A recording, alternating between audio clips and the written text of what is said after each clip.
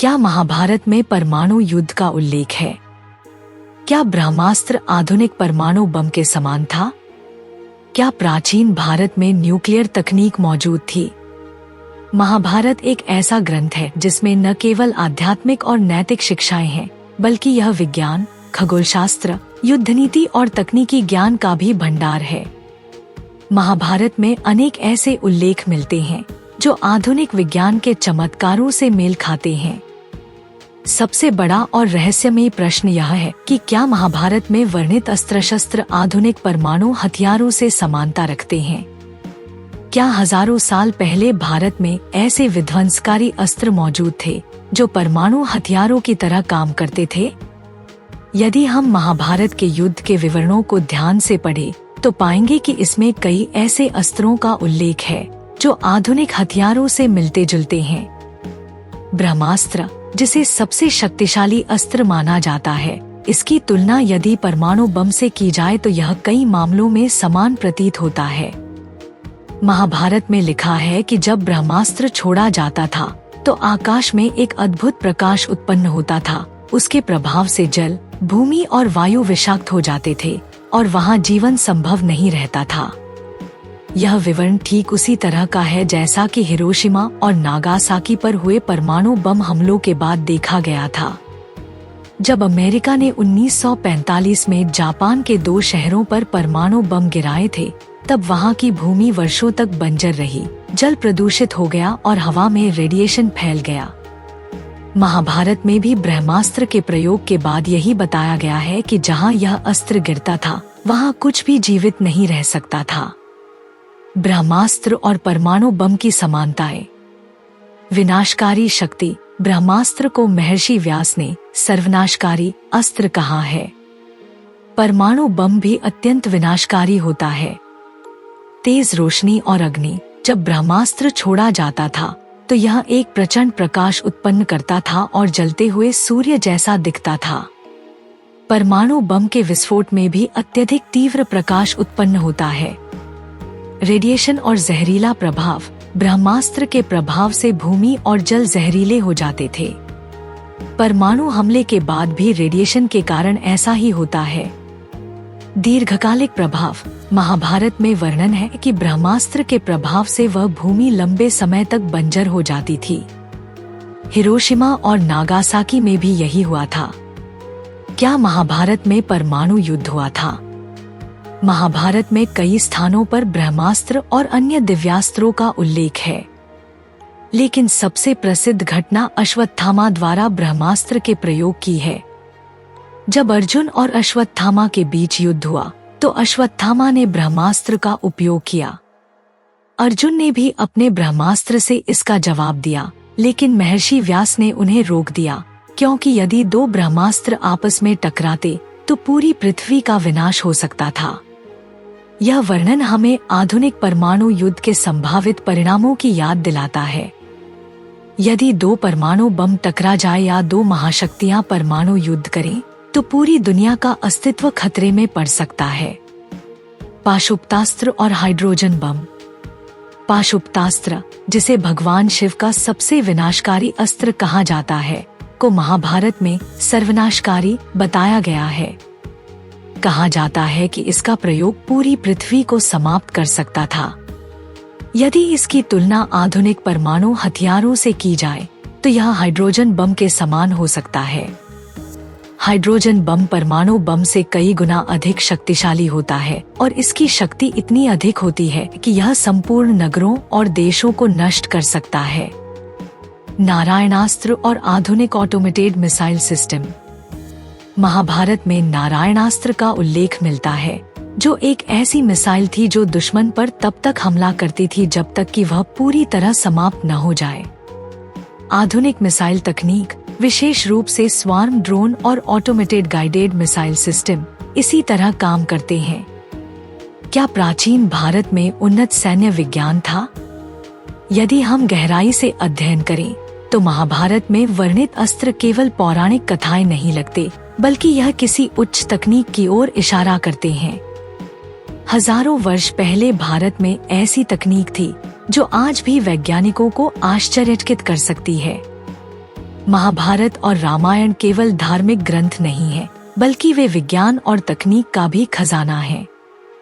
इनमें वर्णित अस्त्रों का अध्ययन करने पर यह स्पष्ट होता है कि प्राचीन भारत में एक उन्नत सैन्य विज्ञान मौजूद था, जो आज भी रहस्य बना हुआ है।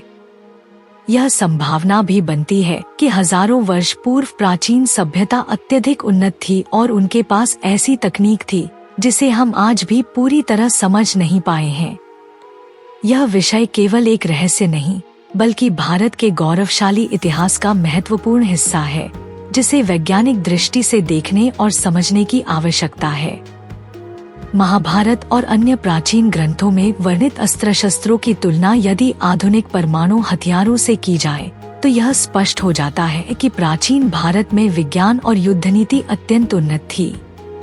यह केवल एक संयोग नहीं हो सकता कि हजारों वर्ष पहले लिखे गए ग्रंथों में वर्णित ब्रह्मास्त्र, पाशुपतास्त्र और नारायणास्त्र का प्रभाव आज के परमाणु बम, हाइड्रोजन बम और मिसाइल सिस्टम से इतना अधिक मेल खाता है।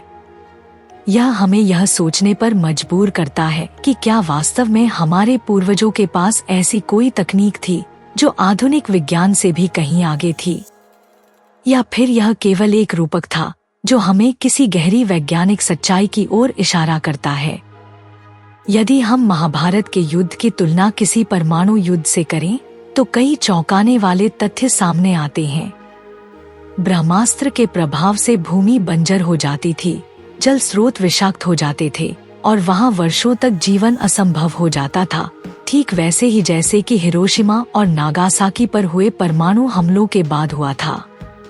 इसी तरह नारायणास्त्र का वर्णन एक ऐसी मिसाइल के रूप में किया गया है जो केवल शस्त्र धारण करने वाले शत्रुओं पर हमला करती थी और उन्हें पूरी तरह नष्ट कर देती थी। क्या यह आधुनिक स्मार्ट मिसाइलों या गाइडेड हथियारों की तरह नहीं लगता? यह भी उल्लेखनीय है कि महाभारत के युद्ध में ब्रह्मास्त्र के प्रयोग के बाद महर्षि व्यास ने अर्जुन और अश्वत्थामा को इसे तुरंत वापस लेने को कहा, क्योंकि यदि दो ब्रह्मास्त्र टकराते तो पूरे विश्व का विनाश हो सकता था। क्या यह आज के परमाणु निरस्त्रीकरण, न्यूक्लियर डिसआर्मामेंट की अवधारणा के समान नहीं है? यदि दो परमाणु महाशक्तियां एक दूसरे पर बम गिराए, तो परिणाम पूरी पृथ्वी के लिए विनाशकारी होगा। यह संयोग मात्र नहीं हो सकता कि हजारों वर्ष पहले लिखी गई कथाएं आधुनिक परमाणु युद्ध के सिद्धांतों से इतनी मिलती जुलती हैं। एक और महत्वपूर्ण तथ्य यह है कि महाभारत काल में इन अस्त्रों का प्रयोग केवल परम आवश्यकता पड़ने पर ही किया जाता था। यह ठीक उसी तरह है जैसे आज परमाणु हथियारों को केवल डिटरेंस के रूप में रखा जाता है, ताकि कोई भी देश युद्ध छेड़ने से पहले कई बार सोचे। हालांकि यह ध्यान रखना जरूरी है कि आधुनिक परमाणु हथियारों के विपरीत प्राचीन अस्त्रों को दिव्य ज्ञान और मंत्रों के माध्यम से संचालित किया जाता था। क्या यह दर्शाता है कि प्राचीन काल में विज्ञान और आध्यात्मिकता का मेल इतना गहरा था कि ऊर्जा और हथियारों को मानसिक शक्ति से नियंत्रित किया जाता था? रामायण और महाभारत जैसे ग्रंथों में दिव्यास्त्रों का उल्लेख यह साबित करता है कि प्राचीन भारत में सैन्य तकनीक, विज्ञान और चेतना की समझ आधुनिक समय से कहीं आगे थी। यह संभव है कि ये अस्त्र क्वांटम ऊर्जा, ध्वनि तरंगों या किसी अन्य उन्नत तकनीक पर आधारित थे, जिसे हम आज भी समझ नहीं पाए हैं। आधुनिक वैज्ञानिक अब वैकल्पिक ऊर्जा स्रोतों और ध्वनि तरंगों पर आधारित हथियारों पर काम कर रहे हैं, जो महाभारत में वर्णित अस्त्रों की अवधारणा से मेल खाते हैं।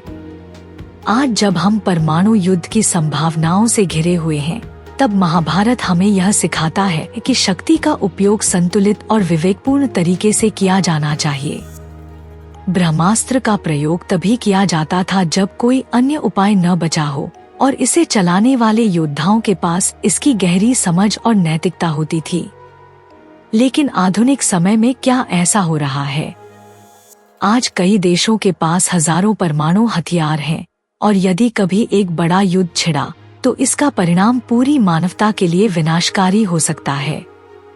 इसलिए महाभारत केवल एक ऐतिहासिक ग्रंथ नहीं, बल्कि एक चेतावनी भी है।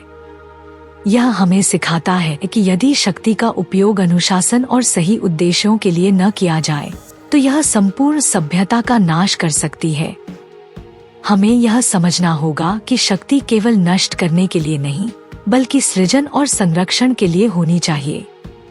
प्राचीन भारत का ज्ञान और विज्ञान इतना उन्नत था कि वह केवल युद्ध जीतने की तकनीक तक सीमित नहीं था, बल्कि वह संतुलन बनाए रखने के लिए भी था। आज विज्ञान धीरे धीरे इस ओर बढ़ रहा है कि ऊर्जा को नियंत्रित किया जा सके, हथियारों को अधिक सटीक बनाया जा सके और युद्ध को रोका जा सके। यदि हम महाभारत के संदेश को समझें, तो यह स्पष्ट हो जाता है कि भविष्य उन्हीं सभ्यताओं का होगा जो शक्ति को नियंत्रित करना जानती हैं, न कि उनका जो केवल विनाश करने में विश्वास रखते हैं। भारत की प्राचीन ज्ञान परंपरा हमें यह सिखाती है कि केवल तकनीकी उन्नति ही नहीं, बल्कि नैतिक और आध्यात्मिक उन्नति भी आवश्यक है। तो क्या ब्रह्मास्त्र और परमाणु हथियारों में वास्तव में समानता है? इसका उत्तर विज्ञान के आगे बढ़ने के साथ धीरे धीरे स्पष्ट होगा। लेकिन इतना निश्चित है कि भारत का प्राचीन ज्ञान केवल कल्पनाएं नहीं थी, बल्कि यह अत्यंत विकसित विज्ञान पर आधारित था। यह हमें अपने गौरवशाली अतीत को समझने और भविष्य में इसे सही दिशा में उपयोग करने की प्रेरणा देता है।